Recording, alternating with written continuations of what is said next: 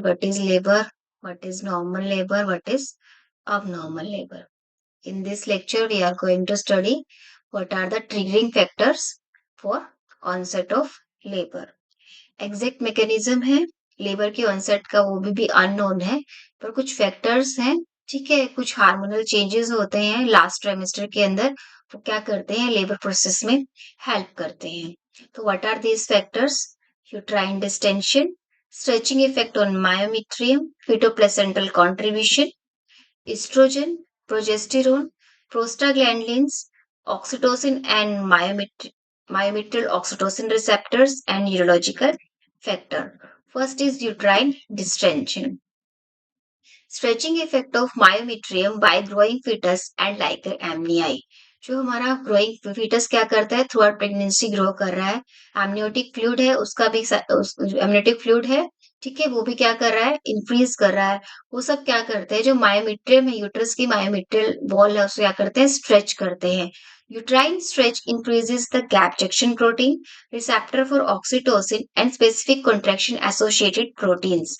Uterine stretch की वजह से क्या होता है, जो गैप जंक्शन प्रोटीन्स हैं और रिसेप्टर्स हैं, वो कुछ स्पेसिफिक कॉन्ट्रैक्शन एसोसिएटेड प्रोटीन्स होते हैं, उनका नंबर इंक्रीज कर जाता है.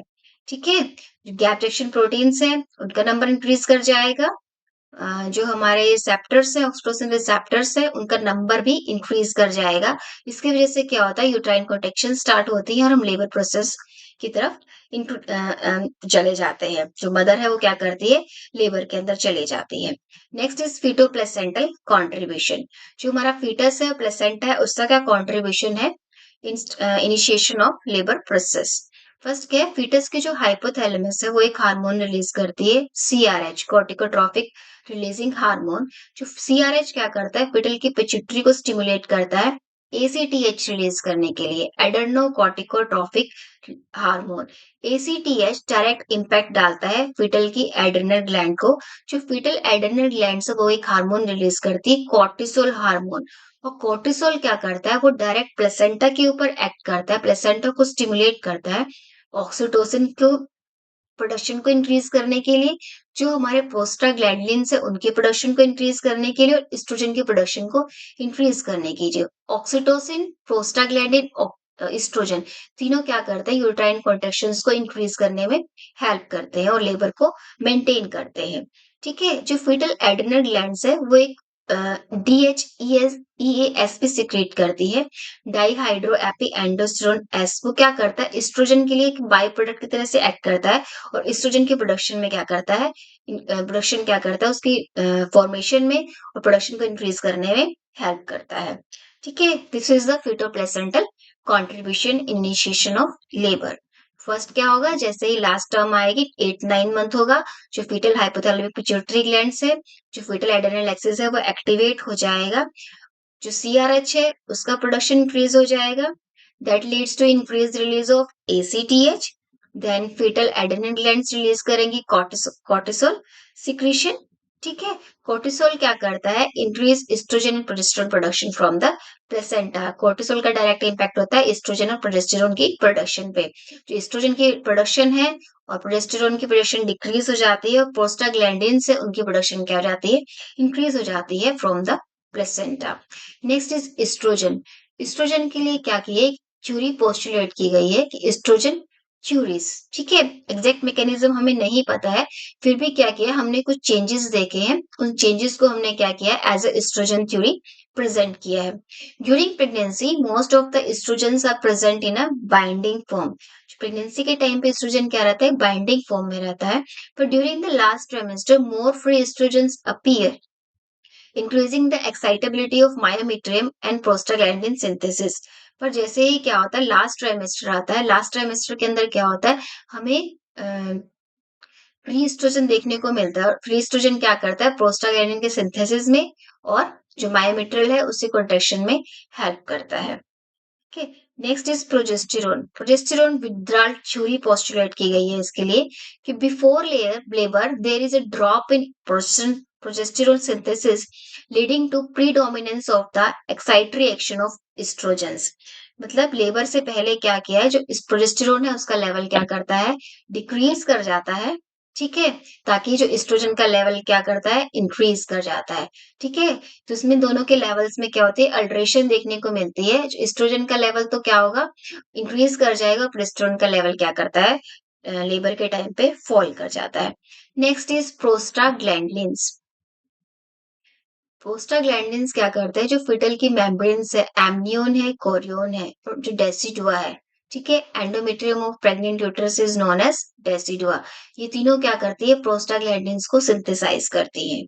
ठीक है, और प्रोस्टाग्लैंडिन्स का क्या होता है, लेबर प्रोसेस को मेंटेन करने में सबसे इंपॉर्टेंट पार्टिसिपेशन होता है। प्रोस्टाग्लैंडिन क्या काम करता है, सर्वाइकल अफेसमेंट में और सर्वाइकल डायलिटेशन में और सर्वाइकल रैपनिंग में हेल्प करता है। ठीक है, सर्विक्स को सॉफ्ट बनाने के लिए, सर्विक्स को डायलेट करने में कौन हेल्प करता है, प्रोस्टाग्लैंडिन्स। तो इसके लिए एक थ्योरी पोस्टुलेट की गई है, prostaglandin theory. Prostaglandin E2 and F2 alpha are powerful stimulator of uterine muscle activity. PGF2 alpha are found to be increased in maternal and fetal blood as well as in the amniotic fluid late in pregnancy and during labor.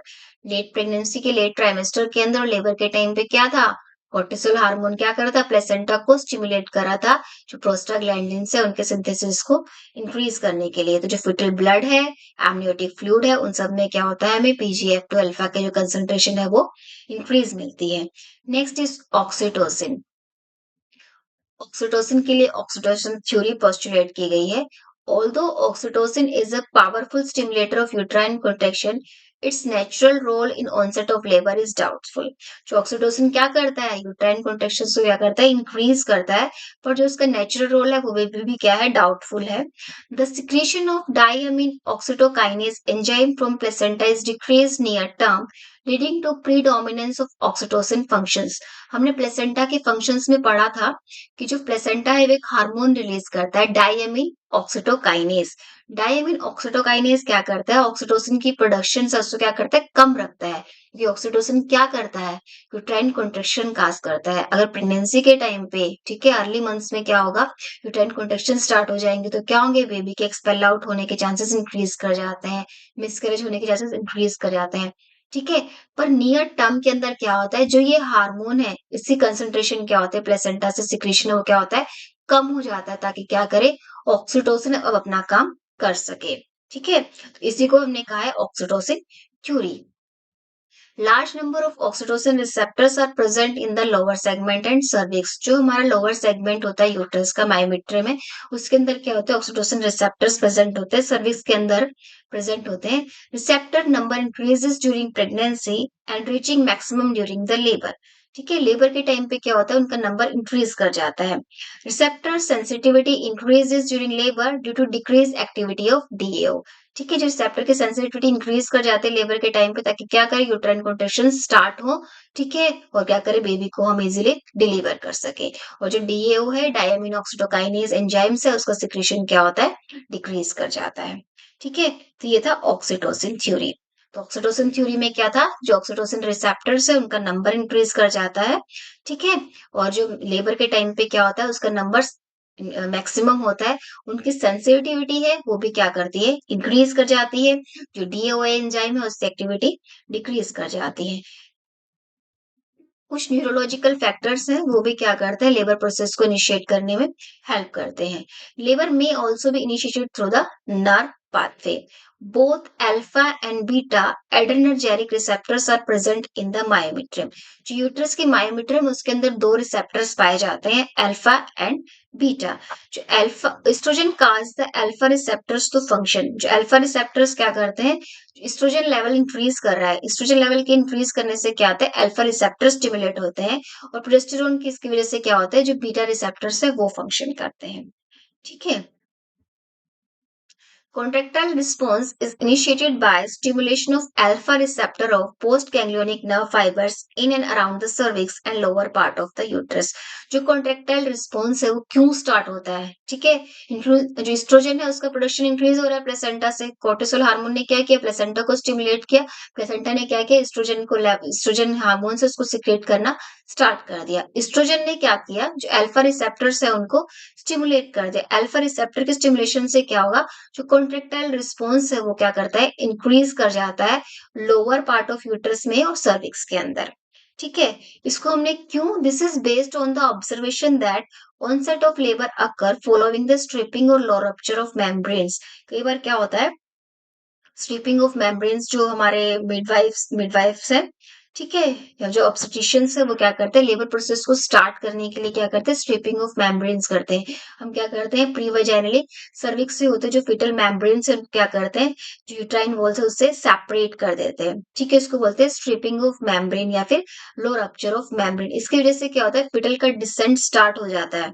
Okay, और क्या होता है, contractions increase कर जाते हैं, ताकि हमें इसीलिए हमने ऑब्जर्व किया है कि यहाँ पे मे बी क्या है, कुछ ऐसे रिसेप्टर्स है, अल्फा रिसेप्टर्स हैं, जिनको स्टिमुलेट करने से क्या होता है, कॉन्ट्रेक्टाइल रिस्पॉन्स है वो स्टार्ट हो जाता है। ओके, तो contractile response initiated by stimulation of alpha receptors of post ganglionic nerve fibres around the cervix and lower part of the uterus. ठीक है, जैसे हम स्ट्रिपिंग ऑफ मेम्ब्रेन करते हैं, जो हमारा लेबर कॉन्ट्रेक्शंस है, ठीक है, यूट्राइन कॉन्ट्रेक्शंस है वो स्टार्ट हो जाती है। ओके, तो कुछ न्यूरोलॉजिकल फैक्टर्स भी हैं, वो भी क्या करते हैं, लेबर प्रोसेस को स्टार्ट करने में हेल्प करते हैं। Next is contractile system of myometrium. ठीक है, the basic elements involve in the uterine contractile systems are actin, myosins, adenosine triphosphate, the enzyme myosins, light chain kinase and calcium. ये सब factors क्या करते हैं, जो मायोमेट्रियम जो वॉल्स हैं, ठीक है, मायोमेट्रियम जो मसल फाइबर्स है वो कॉन्ट्रैक्ट कर रहे हैं, तो ये सब क्या करते हैं, हेल्प करते हैं। जो किस जो मायोमेट्रियल फाइबर्स हैं, इसमें क्या क्या होता है, actin, myosin, adenosine triphosphate, enzymes present होता है, मायोसिन लाइट चेन काइनेज और कैल्शियम आयन प्रेजेंट होते हैं। जो हमारे यूट्राइन मसल्स होते हैं, ओके, उनके ऊपर क्या होते हैं, एड्रेनर्जिक रिसेप्टर्स पाए जाते हैं। अल्फा रिसेप्टर्स है, बीटा रिसेप्टर्स। जैसे ही क्या करते हैं, अल्फा रिसेप्टर स्टिमुलेट होते हैं, वो क्या करते हैं, साइक्लिक एएमपी है, एडिनोसिन मोनोफॉस्फेट साइकिल होता है, उसको डिक्रीज कर देते हैं। इसकी वजह से क्या होता है, यूट्राइन कॉन्ट्रैक्शन स्टार्ट हो जाती है। बीटा रिसेप्टर्स को अगर हम स्टिमुलेट होता है तो क्या करता है, जो साइक्लिक एएमपी है क्या करता है, इंक्रीज कर जाता है, जो ये साइकिल है उसका साइकिल है वो इंक्रीज कर जाता है। इस वजह से क्या होता है, यूट्राइन कॉन्ट्रैक्शन इनहिबिट हो जाती है। ठीक है, जैसे ये क्या हुआ, ऑक्सीटोसिन है, प्रोस्टाग्लैंडिन्स है, ठीक है, इन सब ये हमारे क्या होते हैं, अल्फा रिसेप्टर्स प्रेजेंट होते हैं। जैसे ही अल्फा रिसेप्टर्स को स्टिमुलेट किया जाता है, जो हमारा डाई अमीन जो di sorry adenosine monophosphate cycle है वो क्या करता है, डिक्रीज कर जाता है, और यूट्रस क्या करता है, जो हमारा एंडोप्लाज्मिक रेटिकुलम है वो कैल्शियम आयंस को इंक्रीज कैल्शियम आयन रिलीज करता है, और जो कैल्शियम आयंस क्या करता है, उनकी कंसंट्रेशन हाई हो जाती है, और जैसे ही कैल्शियम आयन की कंसंट्रेशन हाई होती है, एक्टिन मायोसिन फाइबर्स क्या करते हैं, कॉन्ट्रैक्ट करते हैं।